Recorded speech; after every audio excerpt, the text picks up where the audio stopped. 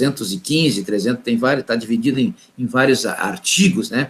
E temos também o velho e bom mandado de segurança, né? Quando houver violação a um direito líquido e certo,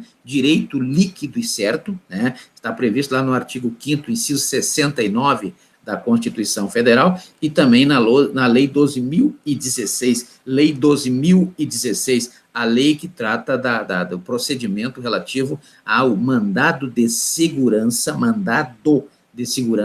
né? Mandado, né? Não é mandato é uma procuração, está lá no artigo 653 da Lei 10.406 de 2002, é mandado de segurança, o juiz vai mandar, vai garantir a segurança quando alguém tiver um direito seu, que seja certo, líquido e certo, violado ou ameaçado de violação. Então, nesse caso, também um serviço público mal oferecido, né, ele poderá ser objeto também, além do artigo 22 da Lei 8.078, de 90, que é o Código de Defesa do Consumidor, pode ser também pela Lei 12.016, que é o mandado de segurança, pode-se, inclusive, pedir uma liminar, né, do artigo 7º, inciso 3º da Lei 12.016, para que seja rapidamente providenciada a arrumação aí do que estiver errado e na probabilidade de trazer algum dano, né? Então, serviços públicos, quais são eles?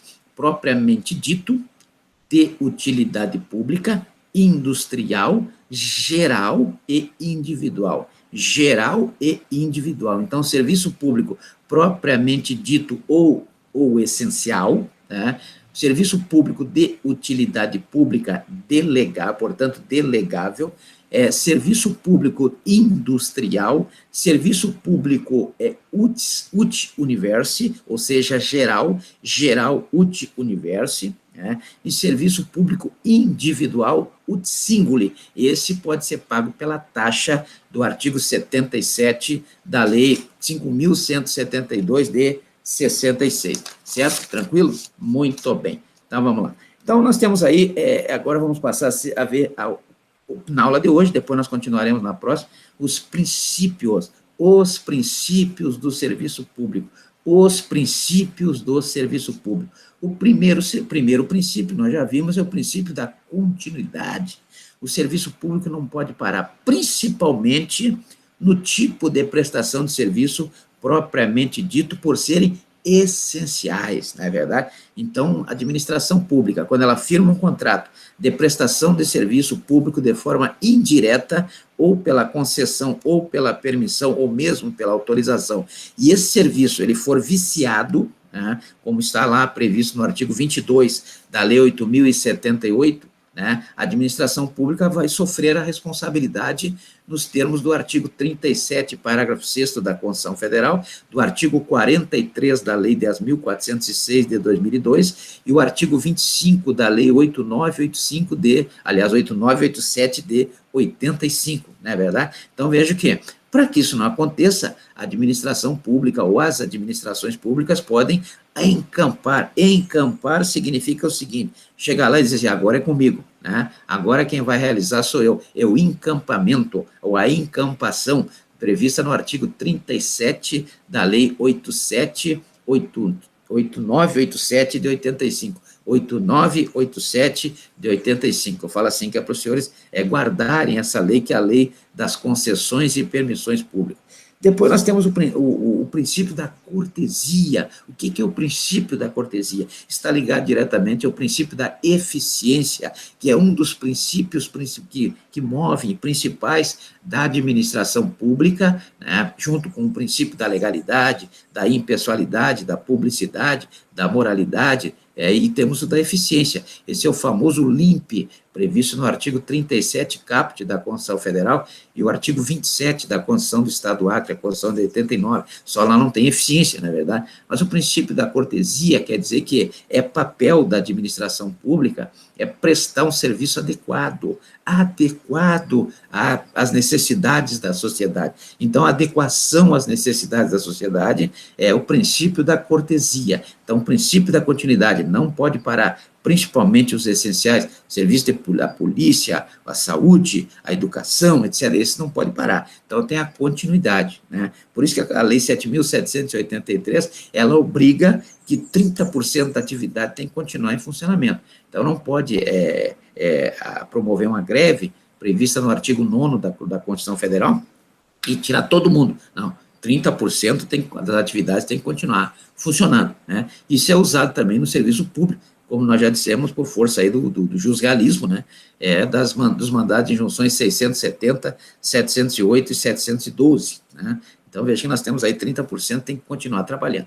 Muito bem. Depois nós temos o princípio da eficiência. O princípio da eficiência, o que é? É prestar serviço dentro da satisfação. Então, o princípio da cortesia, ele está ligado ao princípio da eficiência. E o princípio da eficiência é que obriga a prestação de serviço, como eu falei, o ônibus, por exemplo, tem que ser um ônibus limpo, cheiroso, com ar-condicionado, não é verdade? Tudo isso tem que estar presente quando na assinatura do contrato por adesão, lá do artigo 40 da Lei 8987 de 85, não é verdade? Muito bem. Então, nós temos a oportunidade, princípio da cortesia e princípio da eficiência, né? E temos o princípio da generalidade. O serviço público tem que ser para todos. O serviço público não pode ser seletivo, só para os ricos, só para os brancos, só para os amarelos, não. O serviço público ele tem que ser genérico. Então, o princípio da generalidade.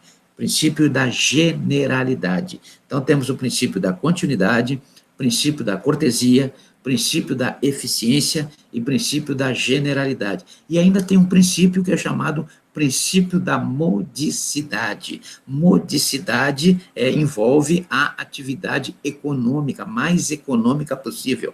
Então, quanto menos gastar e mais fazer, veja que todos os princípios estão interligados, né? Porque o princípio da eficiência é fazer o máximo com menos.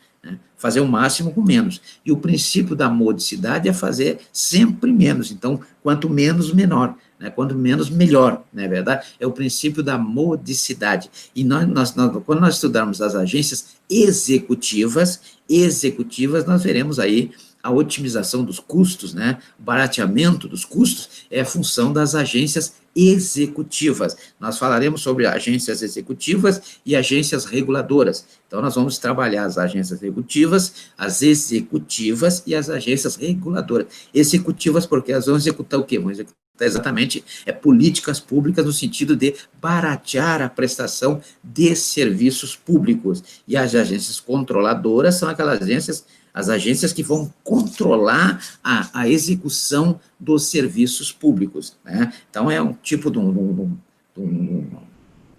uma câmara, né? Uma câmara do Big Brother Brasil, que vai ficar controlando ali como é que funciona. Por exemplo, nós temos a ANEEL. A ANEEL, ela fica controlando como é que está sendo feito, como é que estão ocorrendo as coisas no campo da eletricidade, né? Temos várias empresas aí que são agências reguladoras, né? A ANEEL, a Anatel, etc., todas elas cuidam, cada uma cuida de um setor, né? Que antes, por exemplo, meados do século passado, 1950, 1960, 70, tudo pertencia ao governo, né? Tudo pertencia às administrações públicas. Então, o cidadão, para ter um telefone, por exemplo, ele tinha que pagar o valor de uma BMW hoje, né? E esperar meses, às vezes anos, para receber um telefone, porque era tudo público, né? Hoje não, como aconteceu aí a desestatização pela Lei 9491, né? Aí passou-se a executar com maior celeridade, maior rapidez. Hoje as pessoas têm telefone aí, os jovens aí, né? Os jovens nem imaginam como é que era ter um telefone antigamente, porque tudo pertencia ao governo, né? Tudo filas quilométricas para comprar um telefone, e tinha que ter dinheiro, tinha que ter muito dinheiro, né, para receber. Então, veja que nós temos aí esse incentivo do artigo 218 da Constituição Federal, a Lei 10.973, que agora foi modificada pela Lei 13.243, né? A lei que traz a tecnologia, a inovação, né? Então, nós temos aí essa questão, melhorou bastante essa questão do oferecimento do serviço público, né? E passou a ser, a maioria dos serviços aí passaram a ser de utilidade pública, né? Gerais e individuais, mas passaram a ser de utilidade pública. E aí nós temos esses 5 princípios, né? O princípio da continuidade, que não pode parar, não pode sofrer solução de continuidade o serviço público, principalmente o essencial, aqueles que estão lá no artigo 10º da Lei 7.783, de 89, né? A cortesia, o serviço tem que ser um serviço adequado, né? O princípio da eficiência, onde deve-se fazer o máximo com menos, né? Com o mínimo possível, fazer o máximo que for possível, né? O princípio da generalidade, que é o princípio que o serviço público tem que servir a todos, indistintamente, né? Visando aí o princípio da igualdade, ou seja, a inviolabilidade ao direito à igualdade previsto no caput do artigo 5º da Constituição Federal. E ainda temos o último, que é o princípio da modicidade, e aí nós vamos estudá-lo novamente junto com as agências executivas. Um dos papéis das agências executivas é exatamente a modicidade, diminuir os custos, torná-los mais baratos para a sociedade, certo? Bom, pessoal, então, na verdade, eu estou tentando lembrar de mais alguma coisa, mas acho que não vou acrescentar muito, né? Quanto a serviços públicos, basicamente é isso, mas aí nós vamos começar a estudar aí as concessões, as permissões e as autorizações, como é que elas acontecem quando o Estado, a administração pública objetiva, ela passa a prestar um serviço de forma indireta, onde ela precisa de um contrato, né? O contrato de adesão do artigo 40 da Lei 8987 de 85, ou o contrato do artigo 54 da Lei 8666 de 93, e isso, logicamente, se esse serviço for por delegação, né, porque se ele for por outorga, como é o caso do serviço público propriamente dito, ele será por lei, né, Então, o serviço público propriamente dito, ele sempre dar-se-á por outorga. Já as outras formas, pode se dar também por delegação, e aí a necessidade da assinatura dos contratos, né, porque a prestação de serviço, ela não será direta para a administração pública, ela será de execução indireta, certo? Então, quanto a serviços públicos, nós vamos parar por aqui, e voltaremos aí na próxima aula a falar novamente sobre os serviços públicos. Então, deem uma olhada aí no artigo 22, inciso 27 da Constituição Federal, no artigo 25, parágrafos 1º e 2º da Constituição Federal, e o artigo 30, inciso 5 da Constituição Federal, para vermos aí as competências das esferas, lá do artigo 18 da Constituição Federal, da administração pública federal, da administração pública estadual e da administração pública municipal, ou Distrito Federal também, na questão do oferecimento do serviço público, sujeito à responsabilização do poder concedente, inclusive, da concessionária e do poder, ou permissionária e do poder concedente, nos termos do artigo 37, inciso 6, parágrafo 6º, artigo 37, parágrafo 6º da Constituição Federal, artigo 43 da Lei 10.406 de 2002 e artigo 25 da Lei 8987 de 45, logicamente que cabe aí ação, né, por uma prestação de serviço, já que é um serviço, né, então temos lá no artigo 22 da Lei 8.078 de 90, não é verdade? Então, veja que existe aí, o Estado oferece serviço, e esse serviço está sujeito aí, porque o Código equipara o cidadão a um consumidor, Código de Defesa do Consumidor, a Lei 8.078, por força do artigo 5º, inciso 32 da Constituição Federal, não é verdade? Então, oferece aí a prestação de serviço, né? Também nós temos aí as concessionárias, que nós veremos aí, uma série de injunções, né? Não tem direito à imunidade, conforme prevê o artigo 150, parágrafo 3º da Constituição Federal, e outros dados aí que nós veremos na próxima aula. Muito obrigado por hoje, até a próxima. Um abraço.